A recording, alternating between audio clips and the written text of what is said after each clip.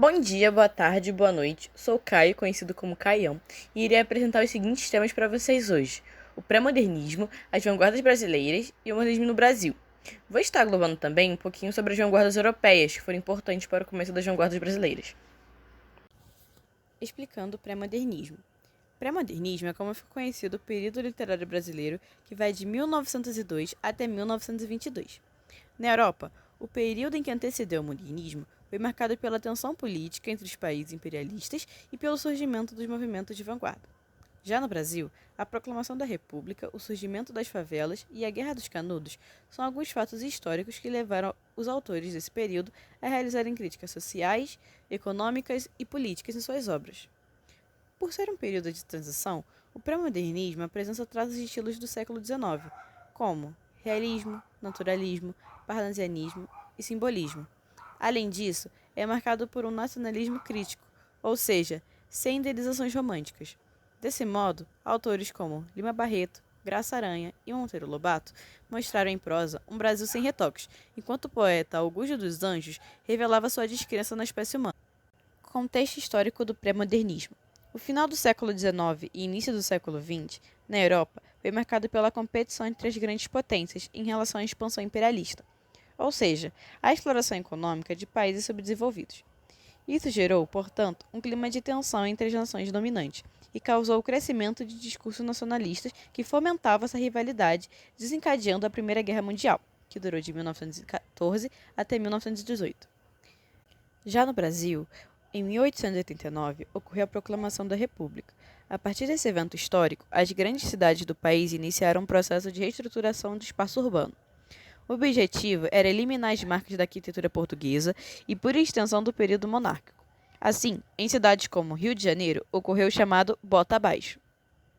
Segundo Heloísa Petit Pinheiro, doutora em História da Arquitetura, a intervenção no espaço construído do Rio é conhecida como a Reforma Passos, a Era das Demolições, ou mais popularmente como Bota Abaixo, realizada com a intenção de acabar com a corte colonial portuguesa, infecta, imunda e antiga, para dar passagem a um centro moderno, afrancesado e saneado.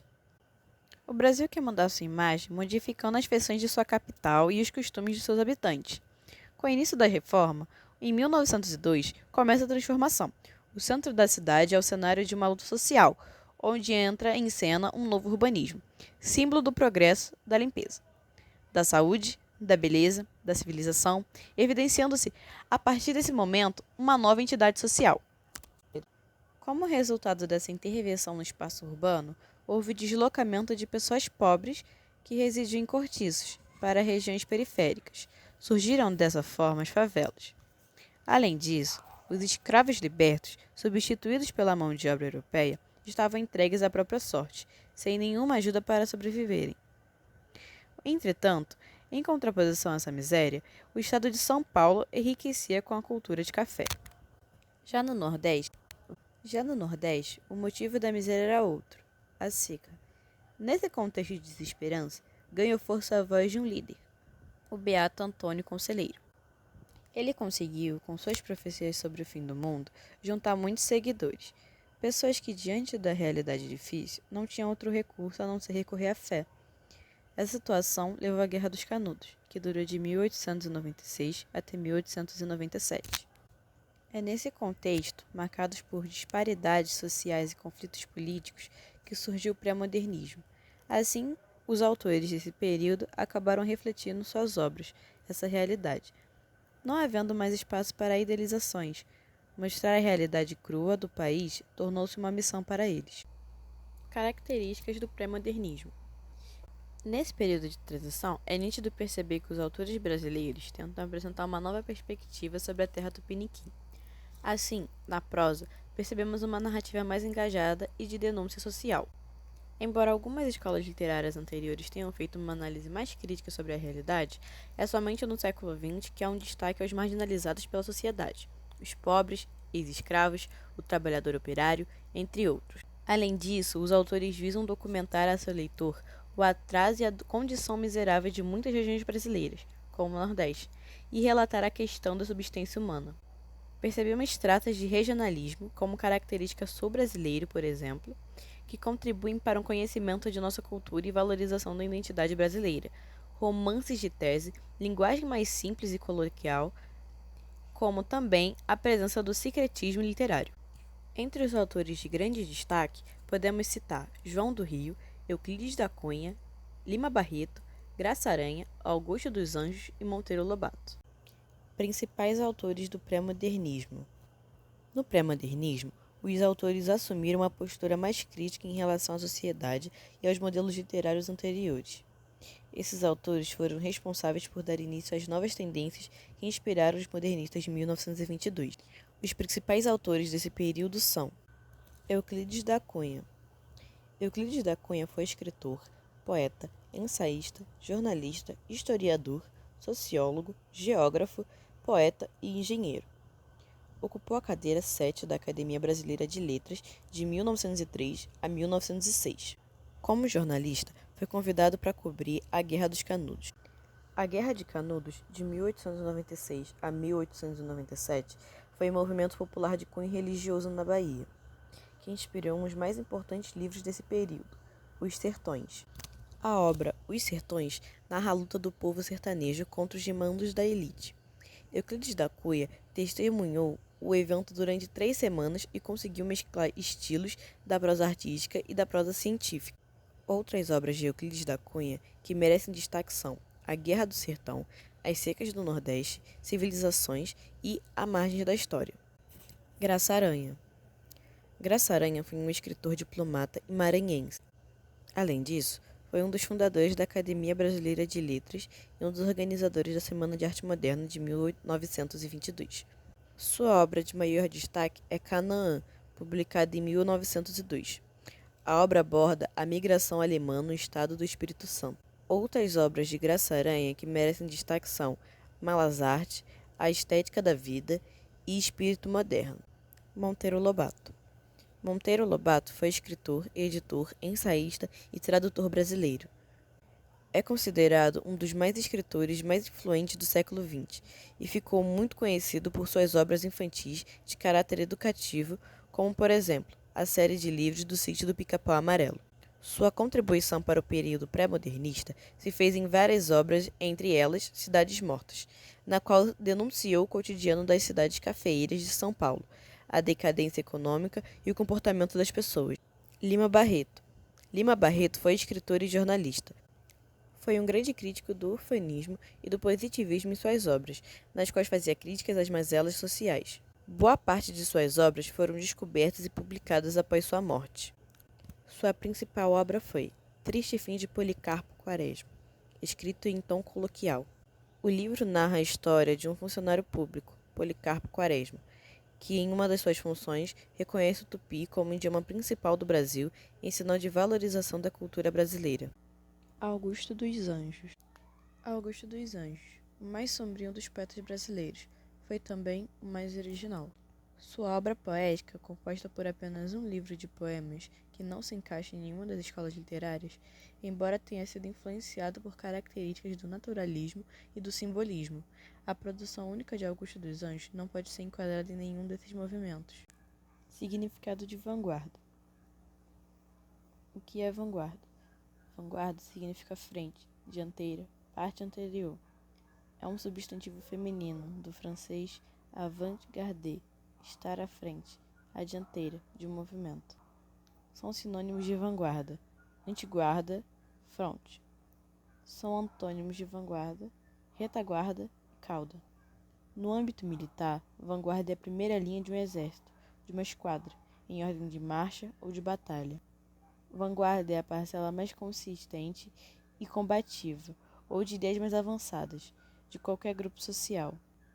Por extensão, é um grupo de indivíduos que, por seus conhecimentos ou por uma tendência natural, exerce papel de precursor ou de pioneiro em determinado movimento cultural, artístico, científico, etc. Principais características das vanguardas brasileiras. Origem. A expressão começou a ser usada na década de 1860, por ocasião do Salão des Refusés, o Salão dos Recusados, onde os artistas excluídos do Salon de Paris estavam expondo. Originalmente, e como muitos desses artistas estavam ligados ao movimento realista, a vanguarda estava identificada com a promoção do progresso social.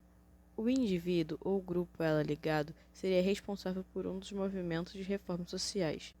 Com o tempo, o termo passou a ser usado também para referir-se a artistas mais preocupados somente com a experimentação estética, como as vanguardas do início do século XX, normalmente as mais associadas à expressão. De qualquer forma, sempre se manteve a ideia de movimento artístico como um movimento político, composto por manifestos, militâncias, etc.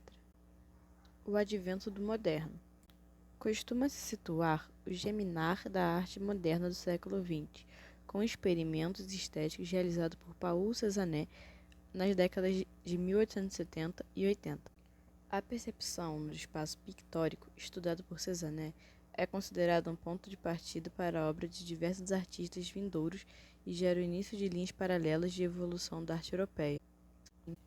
Cada uma das vanguardas que surgiriam nas décadas seguintes interpretariam de formas diferentes esses estudos e que seguiria de formas diversas. Movimentos vanguardistas. Como citado acima, o termo se aplica a qualquer movimento que propunha uma nova visão da arte. No entanto, costuma-se associá-lo principalmente aos movimentos ocorridos no período pós-impressionismo e anterior à pós-modernidade. Nesse caso, costuma-se classificá-los em vanguardas positivas e vanguardas negativas, embora muitos movimentos, como os expressionismos, fujam a essa visão. Vanguardas europeias é o conjunto de tendências que, numa determinada época, se opõem às tendências vigentes, principalmente no campo das artes. Os textos seguintes registraram alguns dos princípios fundamentais dos movimentos de vanguardas europeus do início do século XX. Cronologicamente, tais manifestações artísticas surgiram em torno da Primeira Guerra Mundial, compreendendo o período que antecedeu e o período que a sucedeu, quando então o mundo já se preparava para a Segunda Guerra Mundial. Fauvismo, de 1905 a 1908, Expressionismo, de 1905 a 1933, Futurismo, de 1909 a 1914, Cubismo, de 1907 a 1914, Dadaísmo, de 1916 a 1922 e Surrealismo, de 1924. As vanguardas positivas são compostas de cubismo, construtivismo, neoplasticismo, suprematismo, abstracionismo e concretismo. Já as vanguardas negativas são compostas de futurismo, dadaísmo e o surrealismo. No Brasil, destaca-se a atuação de grupos como Pau-Brasil e o Movimento Antropófago, que se autoproclamavam vanguardistas. Várias tendências das vanguardas europeias convergiram na Semana de Arte Moderna de 1922, ocorrida em São Paulo e tornada um marco do modernismo brasileiro. Características: busca do moderno, original e polêmico, nacionalismo em suas múltiplas facetas, volta às origens e valorização do índio verdadeiramente brasileiro, língua brasileira falada pelo povo nas ruas, paródias, tentativa de repensar a história e a literatura brasileira. A postura nacionalista apresenta-se em duas vertentes: nacionalismo crítico, consistente, de denúncia da realidade, identificado politicamente com as esquerdas. Nacionalismo ufanista, utópico, exagerado, identificados com as correntes de extrema-direita. O início do modernismo no Brasil, das vanguardas europeias à Semana de Arte Moderna. As vanguardas europeias foram importantes para o desenvolvimento da arte moderna no Brasil. O futurismo na Itália, que é a vanguarda que nega qualquer relação com o passado e valoriza a exaltação no processo da modernidade. No campo literário, ganha enorme destaque ao fazer alterações na estrutura sintática e na pontuação. Filippo Marinetti é o grande nome desta vanguarda. O expressionismo na Alemanha, que é relacionado a uma visão mais subjetiva às sensações do artista no momento de sua criação, a partir do modo de expressar o seu ponto de vista. Desvincula-se da forma, conteúdo e traços artísticos tradicionais, dando maior liberdade ao artista em sua produção. O cubismo de Picasso, marcado pela valorização de formas geométricas, desvinculava-se da objetividade e linearidade da arte mimética. Muitos artistas consideravam essa vanguarda uma das mais significativas, pois apresenta uma nova perspectiva apresentada a partir de uma realidade fragmentada. Pablo Picasso é um dos representantes dessa expressão. E o dadaísmo na Suíça, que representa uma negação à arte tradicional e foi criada a partir da chama de instabilidade, medo e revolta provocada pela Primeira Guerra Mundial. Na literatura, a vanguarda caracteriza-se pela agressividade e rejeição ao racional. Nas artes, percebemos o tom irreverente dos artistas, marcados pela ironia, deboche e o niilismo. Esses movimentos e outros que os seguiram influenciaram bastante os intelectuais brasileiros, principalmente aqueles que mantinham contato direto com essas vanguardas quando viajavam para a Europa. Na virada do século XIX para o XX, a Europa vivia intensamente o clima de rompimento com todo o passado artístico e cultural. O clima político era tenso às vésperas da Primeira Guerra Mundial, que foi de 1914 a 1918, e com a Revolução Russa, em 1917. Por essa razão, a tensão emocional dos artistas falava alto e determinava o tipo de criação artística e literária. Eles viviam intensamente a glorificação do mundo moderno e a criação totalmente livre, de cada modo de expressão, de cada estilo e temática, de cada pintura ou escultura antiacadêmica. Dentre os intelectuais brasileiros que mantinham contato com as ideias da Europa, Oswaldo de Andrade, polêmico jornalista e escritor, introduz as novidades quando elogia no artigo de jornal o poeta Mário de Andrade, chamando-o de "meu poeta futurista". Embora os versos de Mário, tão esquisitos, criassem uma estranheza entre os leitores, imagine-se um poeta jovem rimar a forma verbal vou com um simples verso assim, e o vento continua com seu ou. Nem todos os intelectuais dessa época, que aliás frequentavam as casas burguesas dos ricaços da Avenida Paulista, viraram modernistas de fato, mas todos adquiriram o termo futurismo, usado com desprezo pelos conservadores. Houve um primeiro escândalo. A jovem pintora Anita Malfatti, que acabava de voltar de seus estudos na Europa, fazia uma exposição de quadros expressionistas no centro da cidade, em 1917. O respeitado escritor Monteiro Lobato não gostou e, num violento artigo de jornal, perguntava se essa moça era louca ou estava querendo enganar a todos. O texto ainda hoje é famoso, chama-se Paranoia ou Mistificação, e provocou revoltas. Muitas pessoas devolveram os quadros comprados, outras agrediram a pintora e suas telas, mas o efeito final foi excelente para o nosso modernismo. Em torno dessas jovens se reuniram Mário de Andrade, Oswaldo de Andrade, Menotti Dal Pichia, Villa-Lobos, de Cavalcante e outros artistas que juntos e muito corajosos acabaram fazendo a Semana de Arte Moderna. Modernismo. O modernismo é um estilo de época surgido no início do século XX, em um contexto de tensão política entre as grandes potências europeias, o que levou 2 guerras mundiais. Nesse período, ocorreram também descobertas e inovações tecnocientíficas que passaram a caracterizar a vida moderna. Já no Brasil, a República Velha, de 1889 até 1930, chegava ao fim para dar início à Era de Vargas, de 1930 até 1945.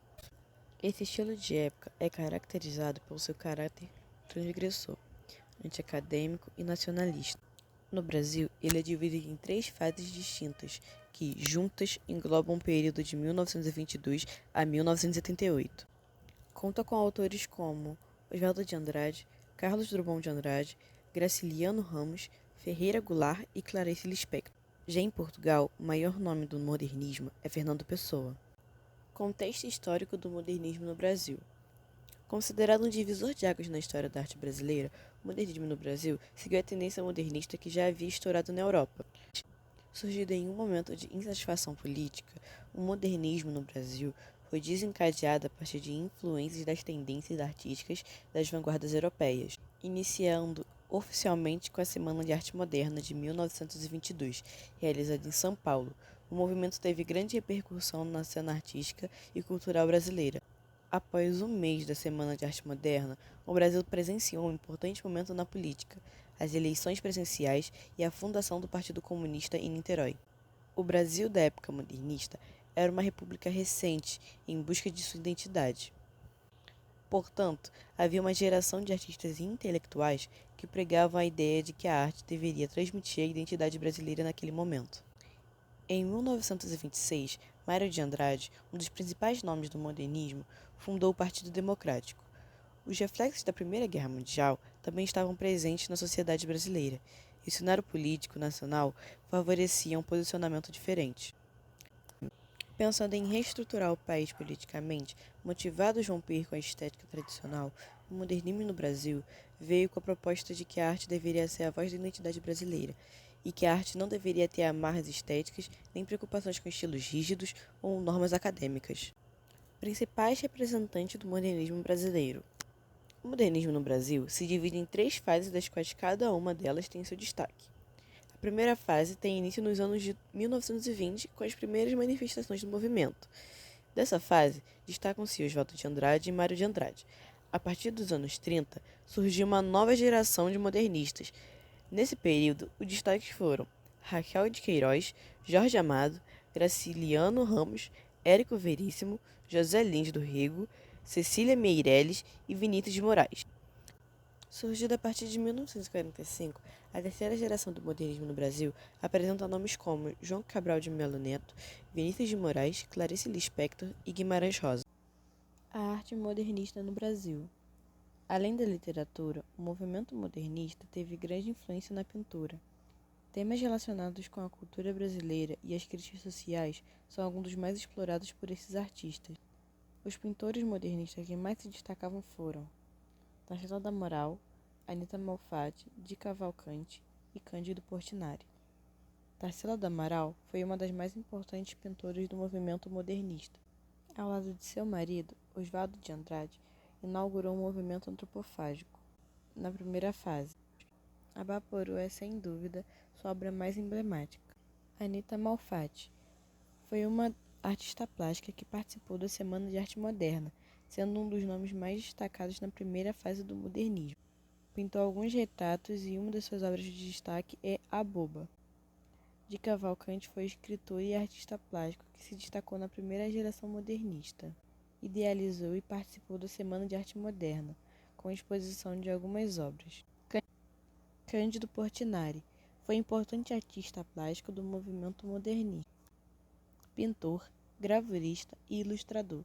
Em suas obras, ele explora diversos temas de caráter social. Os Retirantes é uma das suas telas mais consagradas. Gerações modernistas no Brasil. Contrariando as escolas literárias anteriores, os modernistas buscaram transmitir suas emoções e retratar os fatos da realidade cotidiana de uma forma livre e descompromissada. Desse modo, a tendência não chegou a ser considerada uma escola literária. O modernismo no Brasil se divide em 3 fases. Cada uma das gerações modernistas apresentam características distintas, mas que se complementam em sua essência. A primeira geração se opôs ao modelo anterior. Seu objetivo claro era chocar, com uma vertente menos radical. A segunda geração de modernistas formou grandes romancistas e poetas. A terceira geração se opôs à primeira, chegando a ser ridicularizada por divergir do que a primeira pregava. Primeira geração, de 1922 até 1930. A primeira geração de modernistas foi marcada pela tentativa de definir posições. Essa foi a fase em que o modernismo no Brasil lançou mão de manifestos e revistas para mostrar a necessidade de romper com o passado. Nessa fase, fica evidente a busca dos artistas pela renovação estética, influenciada pelo contato com as vanguardas europeias, com o cubismo, futurismo e surrealismo. Conhecida como fase heróica, essa fase foi o mais radical do movimento, formado, sobretudo, por artistas rebeldes.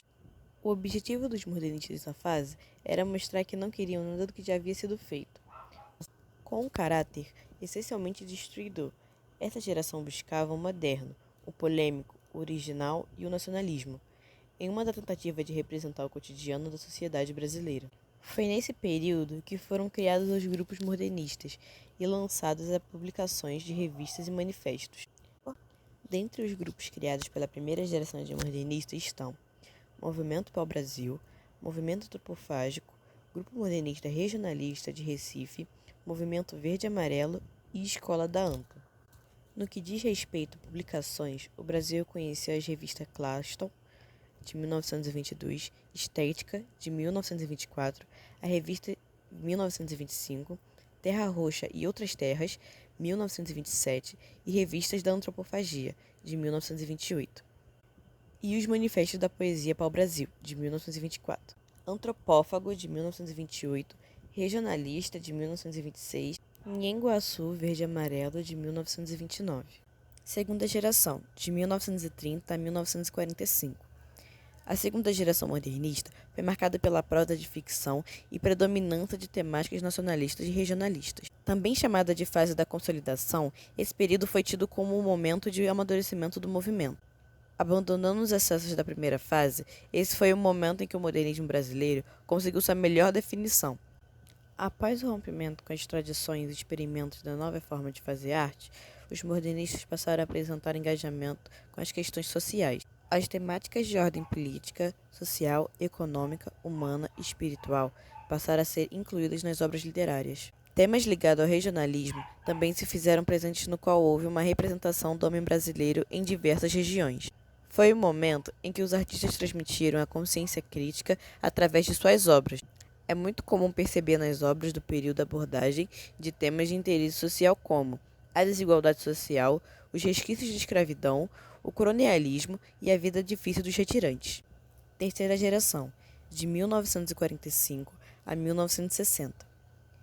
A terceira geração modernista carregava a essência da renovação. Eles buscavam não seguir regras, nem mesmo as ditadas pelos modelos modernistas anteriores. O regionalismo ganhou uma nova dimensão na terceira fase do modernismo no Brasil. O romance e o conto passaram a ter uma literatura intimista e introspectiva. Chamada Geração de 45, alguns estudiosos consideram os artistas dessa fase como pós-modernistas, uma vez que se opuseram às conquistas e inovações modernistas de 22, abandonando a liberdade formal modernista para buscar uma poesia mais equilibrada. Não há consenso entre os estudiosos sobre o fim da terceira fase do modernismo. Alguns defendem que ela se estende até os anos 80.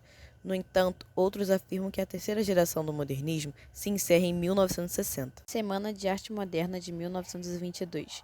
No Brasil, as agitações modernistas tomam conta do início do século XX. E se a Semana de Arte Moderna de 1922 ficou com um grande marco dessa geração, alguns passos atrás podem ser importantes para compreender os anos iniciais do modernismo no Brasil. Quando fazemos esse movimento, nos deparamos com Anita Malfatti, que é abordada brevemente no tópico anterior. Foi uma artista que teve grande parte da sua formação feita na Alemanha, onde visitou as exposições expressionistas e certamente conheceu o Grito de Mutti. Sua primeira mostra individual acontece em São Paulo em 1914, mas se torna famosa após organizar uma exposição em 1917, quando expõe quadros como O Homem Amarelo, que já propaga a pincelada grossa e a cor vibrante. A fama, como é um dos movimentos de vanguarda, se deve sobretudo à crítica. Monteiro Lobato, então intelectual respeitadíssimo, leva a público paranoia ou mistificação. Do artigo de jornal que acusa Malfatti de rebelar-se contra a arte pura e de ver anormalmente a natureza, uma referência às suas distorções expressionistas. Lobato, assim, mostra como o espectador reage diante a uma obra que usa recursos pouco comuns ou mesmo desconhecidos. Está aí uma grande força que define a vanguarda, a de colocar em crise o conceito da arte de determinado tempo, fazendo surgir uma nova atitude estética. Se há males que vêm para o bem, esse ataque prejudicial à carreira de Malfatti parece, no entanto, servir para unir ainda mais artistas que compartilhavam a ideia de que a arte no Brasil precisava de deixar os velhos moldes tradicionais para trás. Mário de Andrade, Oswald de Andrade, Menotti da Alpchia e Tarsila do Amaral, esta inicialmente por correspondência, chegam mais perto de Anita. Juntos, ficam conhecidos como o Grupo dos Cinco e vão organizar a Semana de Arte Moderna. De 11 a 18 de fevereiro de 1922, acontecem mostras de pintura, declamações de poemas e apresentações de músicas com vários artistas no Teatro Municipal de São Paulo. Características da Semana de Arte Moderna. Uma vez que o intuito desses artistas era chocar o público e trazer à tona outras maneiras de sentir, ver e fruir a arte, as características desse momento foram a ausência de formalismo, ruptura com academicismo e tradicionalismo, crítica ao modelo parnasiano, influência das vanguardas artísticas europeias, futurismo, cubismo, dadaísmo, surrealismo, expressionismo, valorização da identidade e cultura brasileira, fusão de influências externas ao elemento brasileiro, experimentações estéticas, liberdade de expressão, aproximação da linguagem oral com a utilização da linguagem coloquial e vulgar, e temáticas nacionalistas e cotidianas. Enfim, espero que vocês tenham entendido. Eu tentei explorar bastante sobre os temas expostos. E não sei se eu obtive muito sucesso, mas eu tentei ao máximo. E algumas coisas ficaram bem claras, eu achei. Espero que vocês tenham entendido o suficiente de toda a matéria. E acho que nos vemos em breve. Eu sou o Caio, fico por aqui hoje.